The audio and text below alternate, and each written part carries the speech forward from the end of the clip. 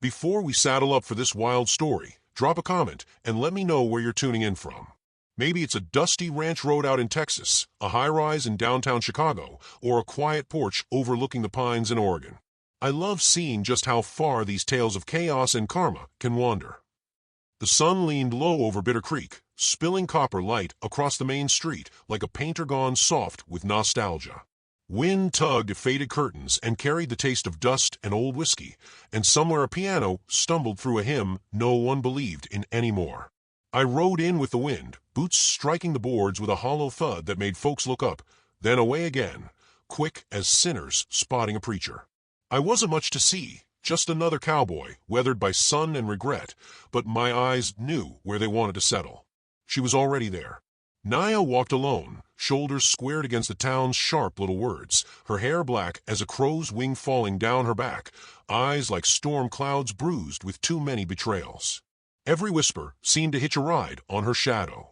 Men tilted their hats low, women tightened their shawls. I caught a name or two carried between sips of whiskey, half pity, half scorn, like the town couldn't decide if she was cursed or dangerous.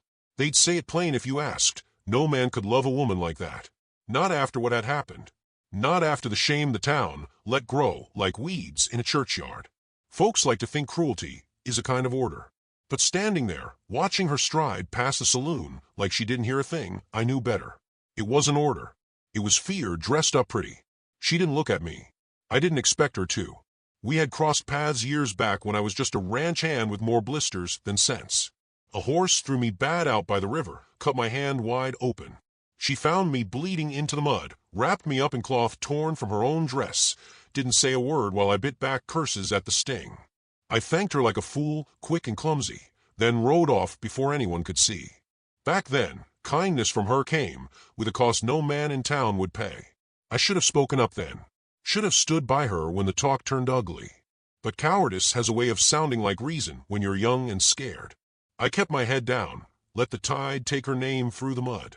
And now here we were older harder, carrying ghosts that still scratched at our ribs.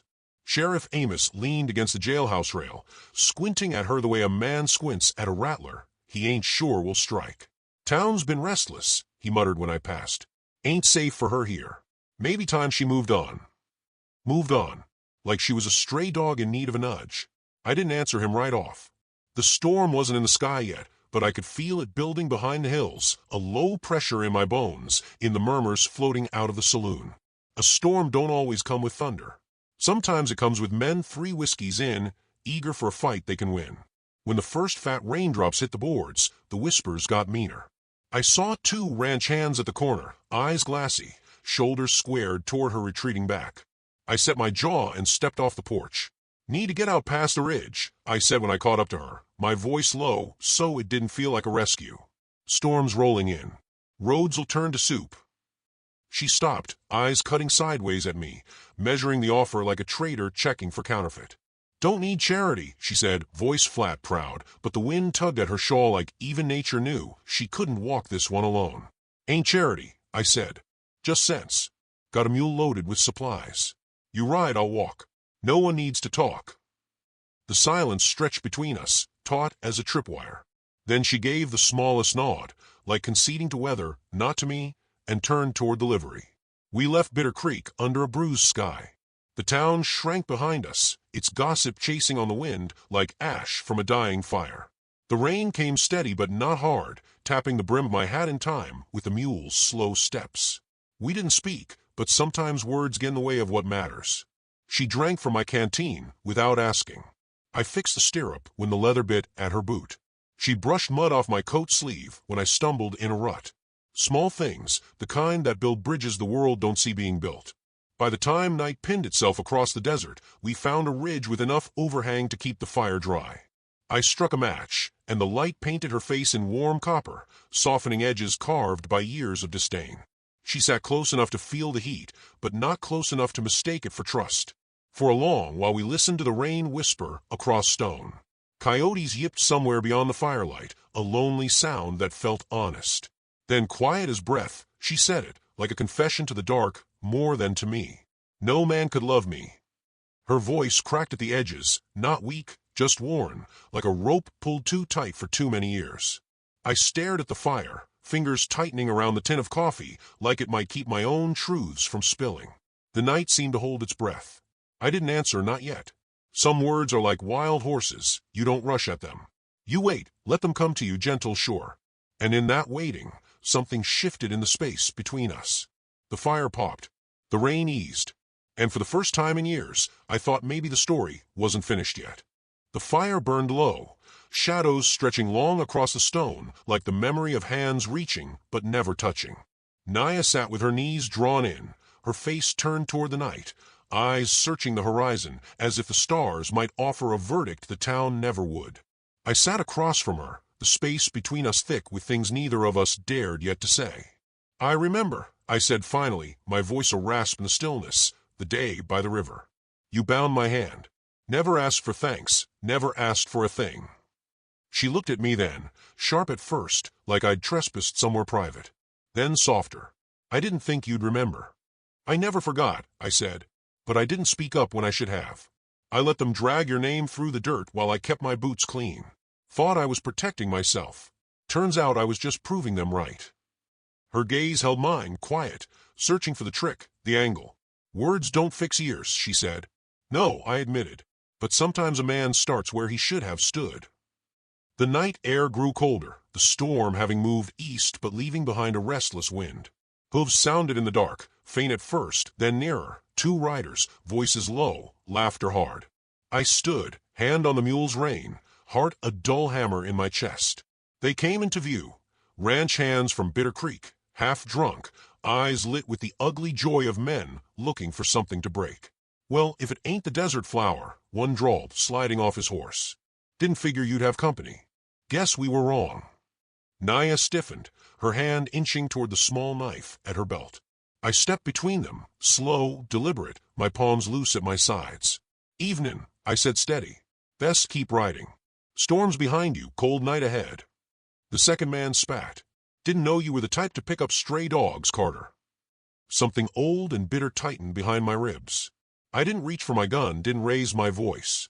I just took one step closer, enough for them to see I wasn't moving. The fire crackled behind me, and the night seemed to lean in, listening. "You're drunk," I said, calm as winter. "And you're looking at the only man fool enough to stand between you and a mistake you can't take back." For a moment, no one breathed. The first man's grin faltered. The second shifted in his boots, muttered something about wasted time, and tugged at his reins. They mounted, spat curses into the dark, and rode off, their laughter thin now, brittle as glass. When the sound of hooves faded, I let out the breath I'd been holding. Naya hadn't moved, but the knife was no longer in her hand. "You didn't have to," she said, quiet, eyes on the dying fire. "I know," I answered, "but I've been walking away too long."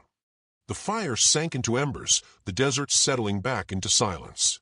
We sat in it, not as strangers anymore, not quite as anything else either, just 2 people with too much history between them, and too little spoken. Hours passed in pieces. She spoke of the years after the town turned on her, how trust became a wound, how every kindness came with a hook.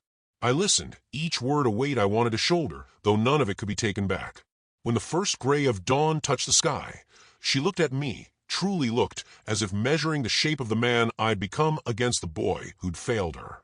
Her voice was low, brittle in places, but steady. "All this time," she said, "I thought I was unlovable, that no man could carry what I carry." I stood, stepped closer, the sunrise laying a gold edge on her hair, and for once I didn't let silence steal what mattered. "I've loved you all my life," I said, the words neither plea nor promise, just truth laid bare, soft as breath, but heavy as stone. Her eyes shone, not with sudden joy, but with the slow ache of walls cracking, of years of hurt letting in a single beam of morning light. She didn't speak, didn't need to. Her hand, calloused from work and weather, brushed mine, a small gesture, but it felt like the first step of a long road home. We packed in silence, the kind that felt different now, not heavy, but expectant. The mule snorted, restless, as if it too sensed the shift in the air. We rode back toward Bitter Creek as the sun climbed, burning off the night's cold, laying a clean light over a town still sleeping in its prejudice. They'd talk when they saw us. They always did. But I'd learned something in the quiet hours between storms and sunrise. Gossip only has the power you grant it. When we reached the edge of town, she slowed, eyes tracing the crooked roofs, the weathered signs, the streets that once turned against her. I reached over, not to take her hand, but to let mine hover close, an invitation, not a claim. She met my gaze, a faint, tired smile flickering at the corners of her mouth, like a candle catching its second wind. And for the first time in years, we rode in side by side, not as an answer to their whispers, but as a quiet defiance of them. Later, when the day was long and the noise returned, I would remember that morning, the hush before the town awoke, the soft weight of her hand brushing mine, and I'd understand something I hadn't before. Out here, love doesn't roar. It lingers stubborn like a desert bloom in dry soil, waiting for the rare rain, ready to rise when the world least expects it. And if you're lucky, if you're willing to stand still long enough, you'll see it for what it is. Not a miracle, but a choice, steady and brave, worth every mile of silence that came before.